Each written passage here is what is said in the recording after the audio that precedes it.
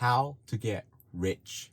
That is probably a question everybody on earth has asked themselves at one point. Well, after having had spent the last week of my life reading this financial book, The Psychology of Money by Morgan Housel, and after having gone through my 20 plus pages of Google Docs notes that I took on this book, I am excited to tackle that big question today.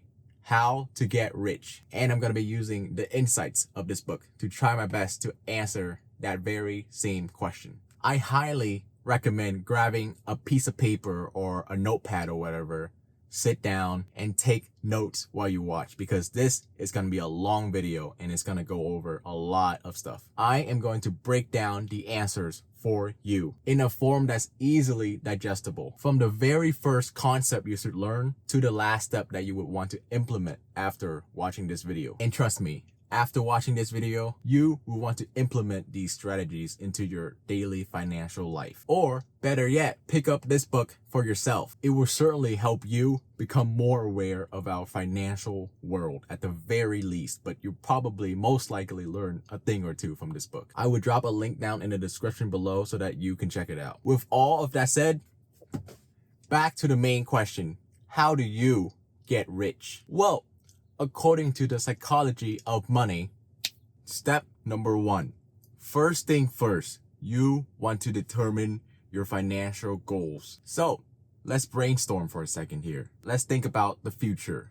Are you a long-term investor, or are you going to become a day trader? You need to determine which risk you want to take. And this goes for many other aspects of your financial life. Like, do you want to be in it for the long term, or do you want to be in it just for now and then you move on to the next? You need to determine what you want to do right now. And I will get into the reason why you want to have a plan, at least an idea of what you want to do, a general idea, and then you stick with the idea instead of like swerving off completely and trying a different path, because that will set you back years. For an example, how much would you pay for your Google stock today? Well, according to Morgan Housel, it all depends on your strategy. For one, if you're a long-term investor, if you're gonna be in the stock market for the next 30 years, you will want to do a deep dive into Google's projected cash flow continuously. That is what you're gonna have to do. If you're planning to cash out in the next 10 years, well, you will want to analyze the tech industry's potential and see if Google's management can actually deliver on their vision. If you're looking to sell within the next year, well, the smart thing for you to do within this period would be to keep an eye on Google's product sales cycles and any signs of a bear market. Oh, and by the way, I'm going to be going into bull and bear market a lot in this video. And for those of you who don't know what they are, a bull market is basically when the stock market is going up,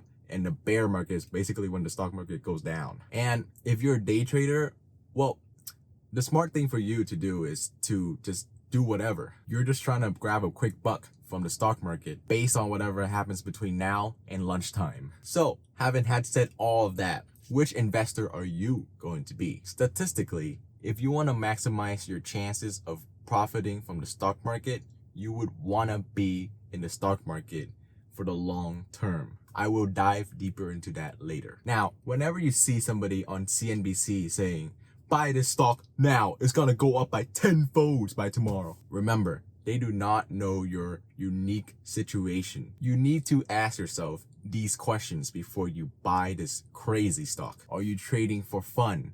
How much budget do you have? Are you on a limited budget? Or maybe you're a hedge fund manager. For all of those questions I just listed, if you had said yes to one of them and another person that said yes to another, you guys are completely different from each other. You guys are in a completely investor from each other. You guys are in a completely different position. Each of you have different goals. So do not assume that the advice from the CNBC guy will help you become rich by tomorrow. It is crucial to understand the importance and the difference between a long-term investor and a day trader. If your plan is to become a long-term investor and then tomorrow you take an advice from a high-level, super rich day trader, that could really hurt your portfolio. So know your plan, learn your own way to read the market, because there will be times when it's great for a day trader to sell their stocks. But contrast to that, it might be horrible. It might be a horrible idea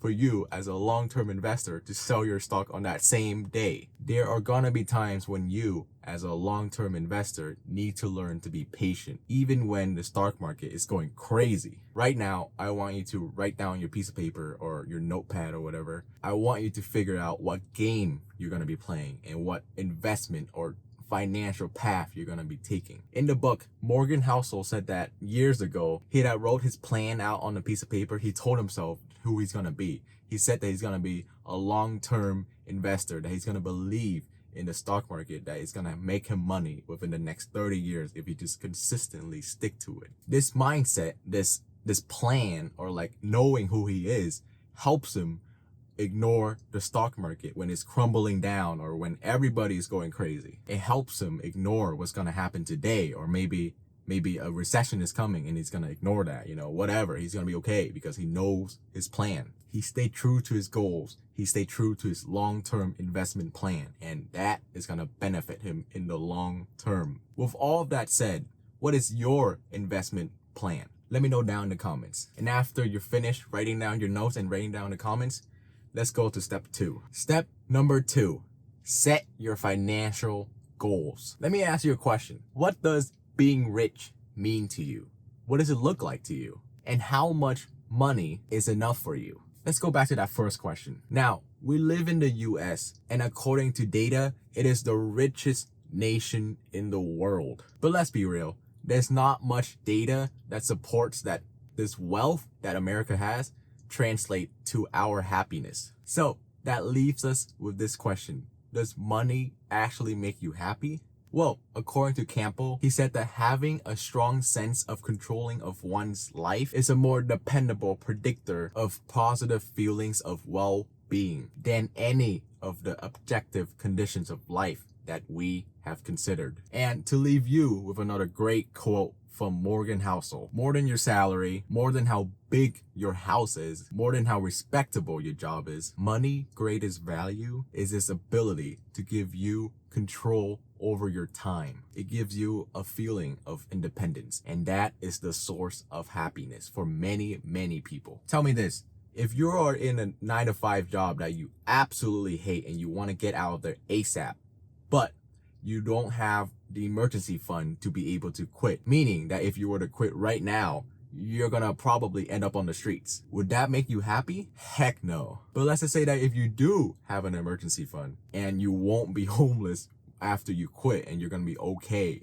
until you find another job, you are probably most likely more happy in that situation compared to the other situation where you're stuck in your 9-to-5 job. Being able to quit your job when you want to, if you hate your boss or whatnot, and knowing that you'll be okay if you quit, being able to retire and stuff, that is something that money can buy. That is something that money can provide you. That is a source of happiness that money can provide you. Money can get you these eases of mind in a way that luxuries can never provide, according to Morgan Housel. And by knowing how money truly makes you happy, allows for you to understand money in a deeper level, and it will decrease the likelihood of you chasing that next brand new Porsche or that brand new iPhone 16 Pro Max that just came out. It's wonderful, it's brand new, it's Apple's greatest and latest technology.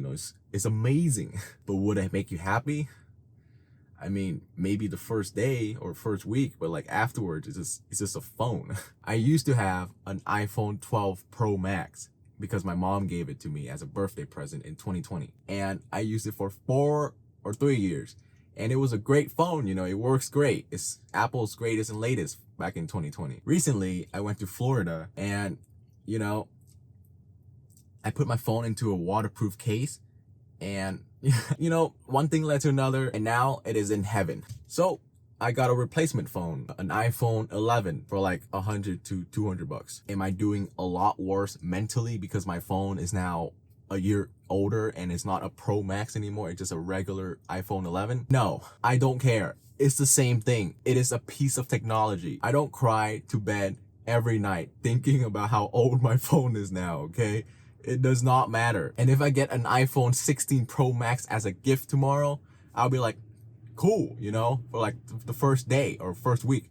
And afterwards, it's just a damn phone. And understanding that will give you a great starter mindset into the world of frugality. And that will save you so much money that you can instead put into your investments, which we will go more into details later on in this video. Let's go back to the second question that I asked you earlier. How much money is enough for you? A homeless guy can look up and be jealous at a poor man and say to himself, man, I wish I had a roof over my head. The poor man can then look at a middle-class man driving his Honda and be like, man, I wish I had a nice car like that. The middle-class man can then look at a millionaire classmate of his on Instagram traveling frequently and be like, man, I wish I could travel more. The millionaire can look at the multi-millionaire's mansion in Beverly Hills and be like, man, I wish I had a house as big as this. The multi-millionaire can then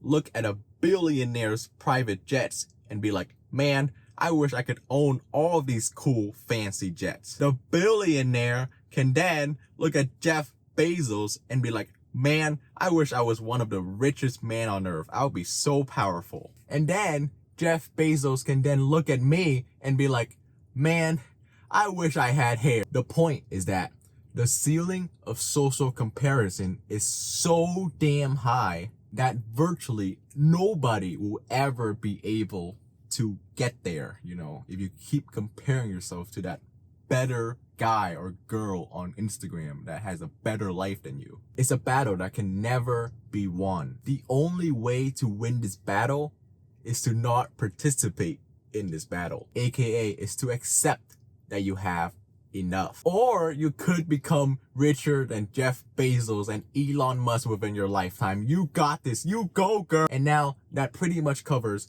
most of the financial mindset and mentality that you should build and develop over time. So let's go into a little bit more practical stuff now. Step number 3, develop a consistent saving habit. Firstly though, let's talk about the big misconception that a lot of people have. Wealth does not come from your investments or income. It actually comes from your savings rate. Sure, investments return can definitely make you rich, but let's face it, there's always uncertainty around which strategies to use to invest and how long they will last. Markets can be unpredictable, to say the very least, right? On the flip side, personal savings, frugality, and financial efficiency are all the things you can control. And guess what? They have a 100% guaranteed of still being useful and effective in the future as they are today. Have you ever heard of a story of a man named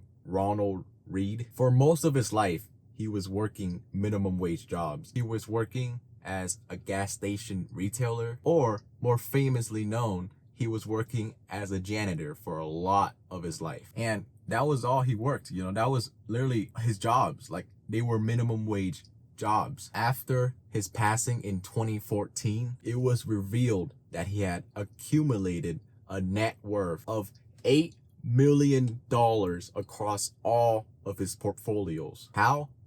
Well, his secret was frugality, saving, and investing over the span of decades upon decades. Given his example, you can build wealth without a high income or a high investment return. But there is no chance of building wealth without a high savings rate, which makes it a lot clearer what is more important to focus on. Also, having a higher savings rate equals lower spendings. Lower spendings equals more money that can be used into investments, and that investments can translate into more money that can be used into more stuff that if you ever desire to. And what Morgan Housel suggests for you to do is to just save for the point of saving, just not for any goal in particular. Make it a lifelong habit. And he has this amazing quote where he said, saving is a hedge against life's inevitable ability to surprise the heck out of you. What he means is that he wants you to save for when life eventually smack you in the face, just like that. And I will go more into details on this later on in the video. But first, let's talk about how to save. Being reasonable with your financial plan is a lot better than being purely rational with your financial plan. You can't possibly predict all of the future financial twists and turns that life will throw at you, but you can realistically create a financial plan that you can stick to over the long haul. And that's what truly matters. That's how you become wealthy. And here's the kicker. Commitment to your investment strategy, like I've said in the beginning, is crucial. Even during those rough patches that the stock market comes across, that they throw at you. The historical odds of making money from the US stock market in one singular day is 50-50. Those odds go up to 68% if you spend more than 1 year in the stock market trying to make money. And then those odds jump up to 88% once you spend 10 years in the stock market. And after that, those odds jump up to 100% after 20 years. Given this information, the conclusion we can draw from this is that anything that keeps you in the game for longer will give you a huge advantage to getting rich. It's like a relationship. Like with me and my girlfriend, we will inevitably run into fights. But if we stick with it, we bear through it, and we grow and we communicate and we talk about the fights and we grow together and get better every time, eventually we will get married and have kids, and then we will grow gray hair together, and then we just travel the world later on when we retire. And I will consider that the singular best case scenario that a relationship can turn into. It will require time and work, patience, forgiveness, just like the stock market. Okay, it's not the best analogy, but bear with me. Get it? Bear? Now, let's combine step number 2 and 3. You want to have financial freedom, right? You want to buy your time, right, with your money, and that will make you happier, right? That will make you sleep better at night. Well, the key to sleeping better at night with your money is by creating an emergency fund. More specifically, at least a 3 to 6 months emergency fund. During the 2008 financial crisis, those with emergency funds stuck with the stock market. They avoided panic selling and financial hardship. They were more likely to stick with the stock market during that time, which would have been the right course of action, because according to historical data, if you had stuck with the stock market during that time and just kept your money there and just be patient when everybody went crazy, you would have yielded a lot more money than if you had just sold it and just be safe with your money. And it goes back to my point earlier. With an emergency fund, it allows you to do that and also quit your job when you want to, if you hate your boss or whatnot. It allows you to have that freedom. It allows you to be okay if everything else in the world is going wrong. And that is where money can buy happiness in a way that luxuries will never be able to give you. Speaking of luxuries, that leads me to step number 4. You should know the difference between being rich and being wealthy. Saving is the key to wealth. It is not the key to getting rich. But you don't want to be rich, you want to be wealthy. Let me explain. Rich is your current income. Somebody driving a brand new car is rich. Even if they took a loan to buy it, they still needed like a good enough income to buy it. So they're rich. Now, for those of you who are richer and who are saying like, oh, buying a new car is just normal, you know, like you're not rich, you're just the average Joe. That's beside the point, okay? Okay, like we get it, okay? You have money, go sit in the corner. But wealth is hidden. It is income not spent. Its values lies within the options that it gives you, the flexibility and the growth with your money that it offers you to maybe one day buy more stuff than you can buy right now with your income. But it comes with a cost, like everything else financially related. It requires financial discipline. The way to be wealthy is to not spend the money that you do have. That is the definition of wealth. In his days as a valet attendant, Morgan Housel came across Roger. Now, Roger was driving a brand new Porsche to the nice hotel that Morgan Housel was working at, you know, and Morgan Housel was like, damn, this guy is doing pretty well. Good for him, you know? And then a week later, he was driving an old Honda.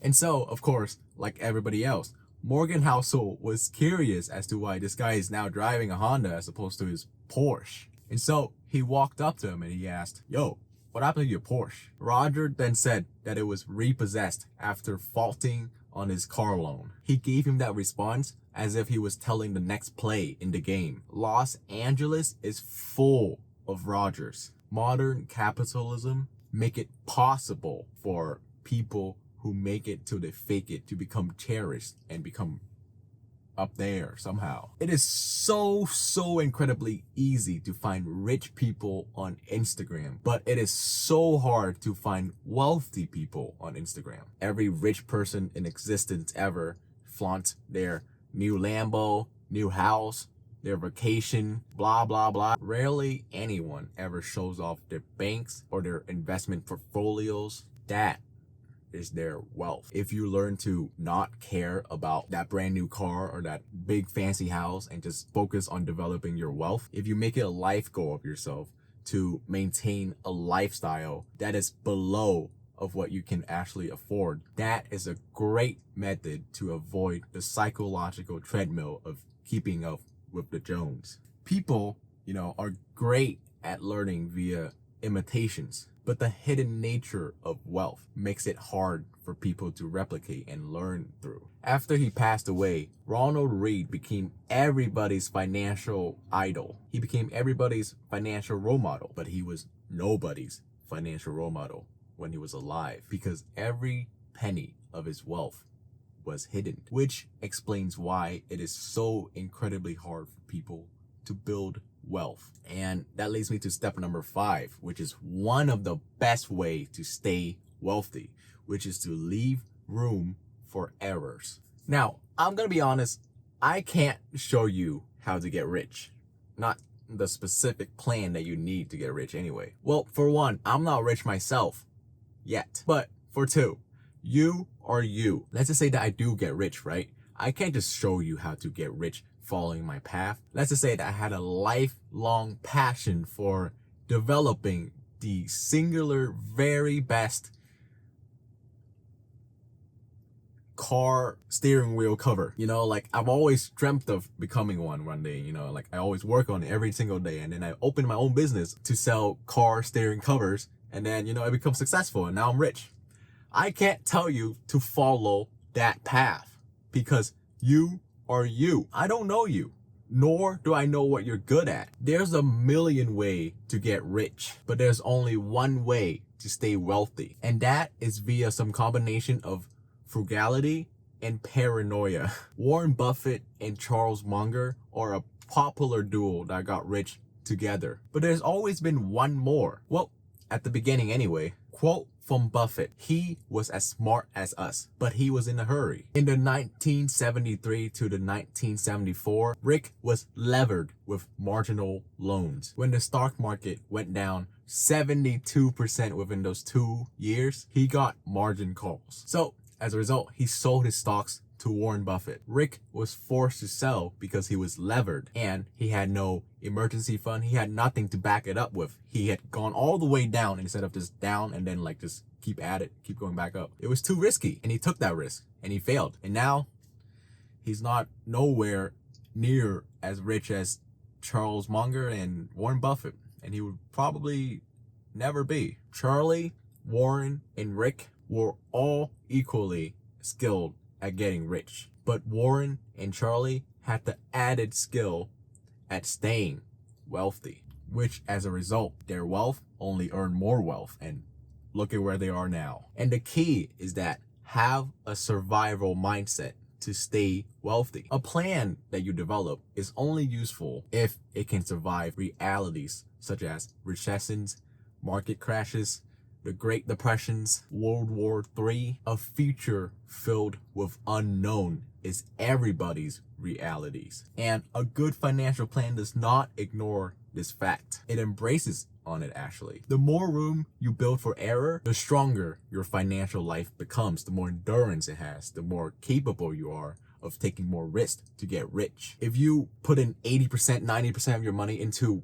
something that you think will get rich, that enables so much vulnerability financially, and it might ruin you. This is why room for error is the key to getting rich and staying wealthy. For an example, if your savings plan allows for some wiggle room and it allows for you to say, sure, it will be amazing to get an 8% return within the next 30 years, but if you get a 4% return within the next 30 years, you'll be okay. That mindset makes your plan that much more valuable and tough. So be optimistic about your future, but also be a little bit paranoid about the chances that it might throw at you to derail you from the road to success. It's all about finding that balance in between. Okay, now that all of the financial tips and tricks are out of the way, I think you're ready for the next level. Investments, which leads us to step number 6. Develop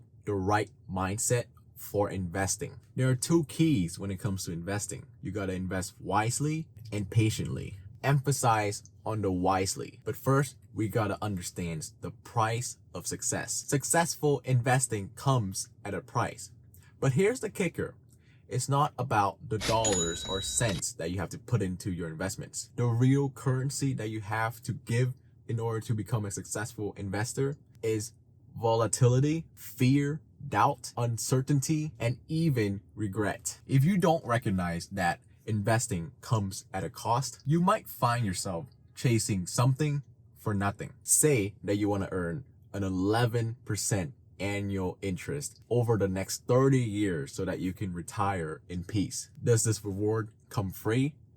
No. In this case, the price that you have to pay is the never-ending taunt that the stock market throws at you. It might give you big returns, and then next week it flops and it gives you 50% negative returns. It gives you something good and then it takes it away just as fast. Netflix stocks, for an example, has returned more than 35,000% from the year of 2002 to 2018, but it was traded below its previous all-time highs on 94 of the days from 2002 to 2018. The price of investment success is not a clear price tag that you can see. So this means that the bills comes due. So when the bills comes due, it often feels less like a fee, but more like a fine for a mistake or something. Think about it. You pay for a ticket to go to Disneyland for an amazing experience. But as contrast to that, you get that fine for speeding, right? The trick is to shift your mindset and convince yourself that the market's fees are worth it. When you have your money in the stock market and it goes down, do not think of that as a fine for something that you did wrong.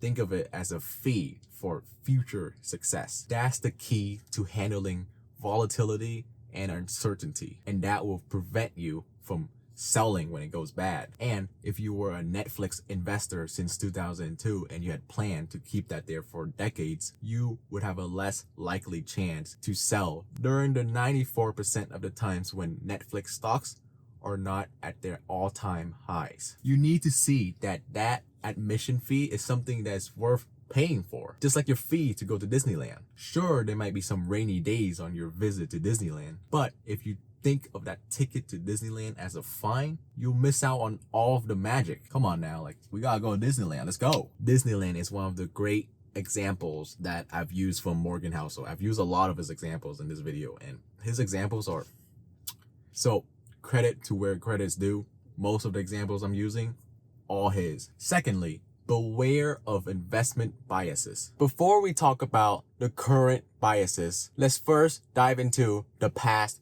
biases. If you had grown up during the Great Depression back then, let's just say that you grew up during that time, you were a kid or maybe a young adult, you are statistically less likely to put more money into the stock market over time, over your lifetime. Now, in contrast, if you were to have been raised during a bull market, if you grew up in that, or if you were a young adult during that time, statistically speaking, you are more likely to invest more of your money into the stock market over time, over your lifetime. Now, This is common sense, I know, but understanding this is important because it shows that your past, how you grew up, your household, your parents' spendings, how they spent their money back then. Basically, what you were taught about finance when you grew up will either consciously or subconsciously contribute to your finance decisions today. So, with that information now in your head, understanding this and reflecting upon this is key. Because if you reflect upon your financial past and what you know about finance, what you know about the stock market, and you identify the mistakes that you have or the misunderstanding that you have about the stock market or finance in general, you can then learn more about it, correct your mindset about it, correct what you had as a misunderstanding about it, and now you can know the right information. If you do all of this with all things financially related, you can then maximize your chances of making more money, which as a result, it gets you richer, which then builds your wealth. The stock market in the 1900s is nowhere the same as the 2000s. What financial rules or guides that were made back then will probably not be applicable to today's financial life. Credit cards, 401k retirement funds, the Roth IRA they were all invented recently. How you get rich, how you stay rich, how the stock market works, the algorithm for it will always constantly change. So you have to constantly change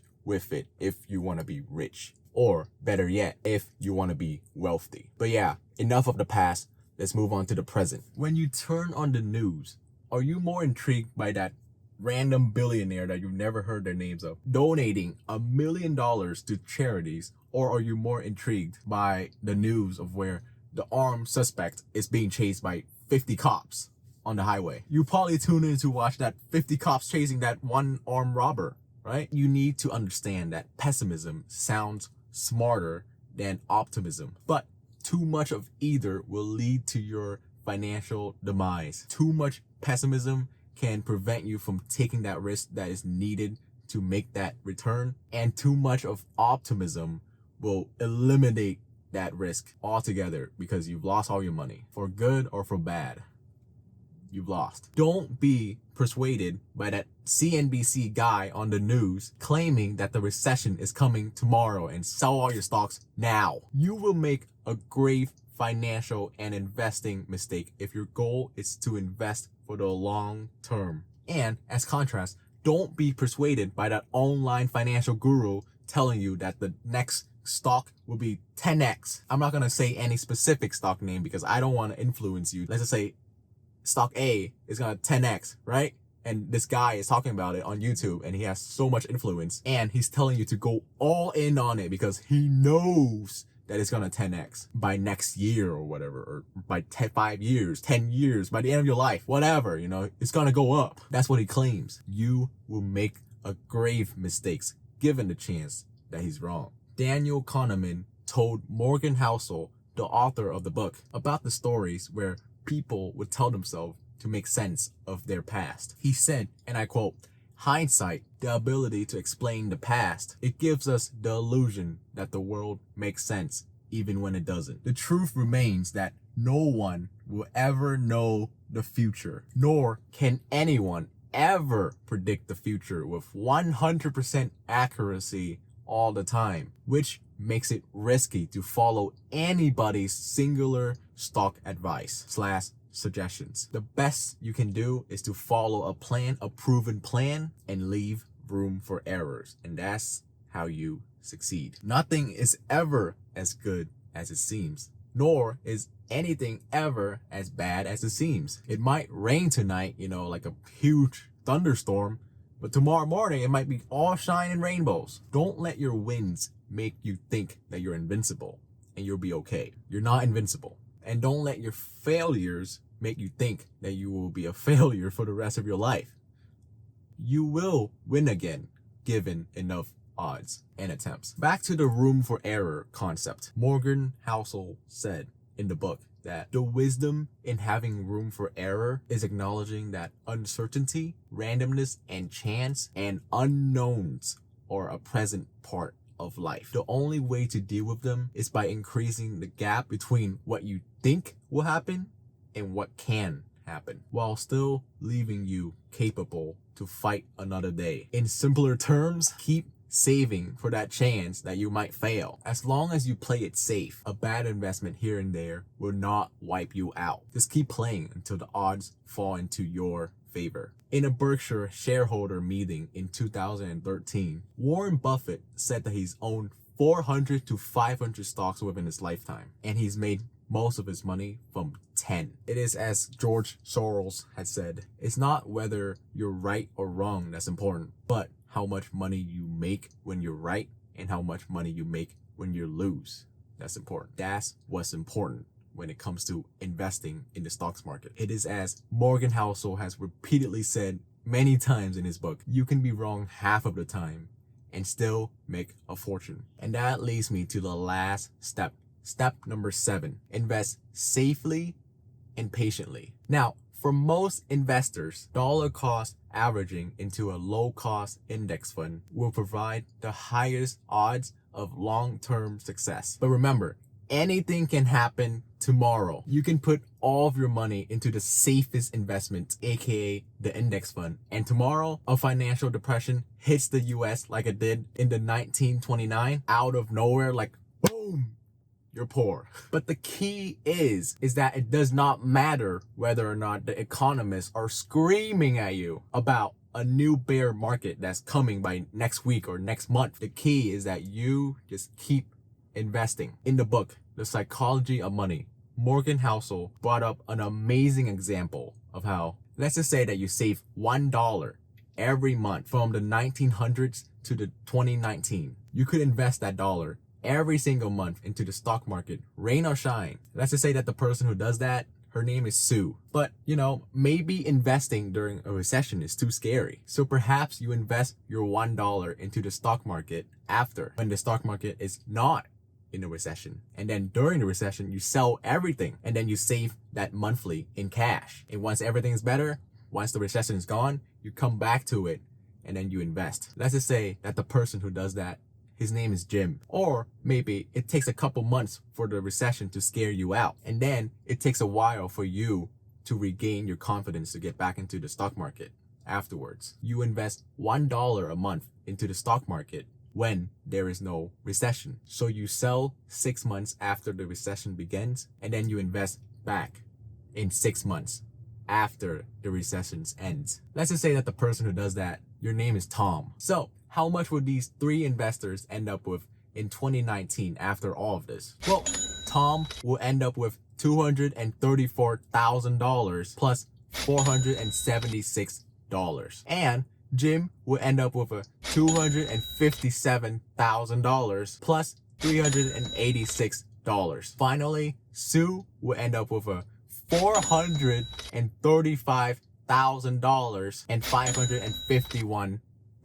How you behaved as an investor during the last few months of 2008 into the early months of 2009 will likely have had more impact into your lifetime returns from the stock market than everything you did from the 2000 to the 2008. As Morgan Housel has stated, a good definition of an investor genius is the man or woman who can do the average thing when all of those around him are going crazy. In conclusion, I am so sorry, because much like Ronald Read, you most likely will not get rich overnight. Unlike many of these online financial gurus that make you believe otherwise, so that you can buy their stupid $2,000 course on how to make a Shopify store that you can just learn for free on Google or anybody on YouTube, or just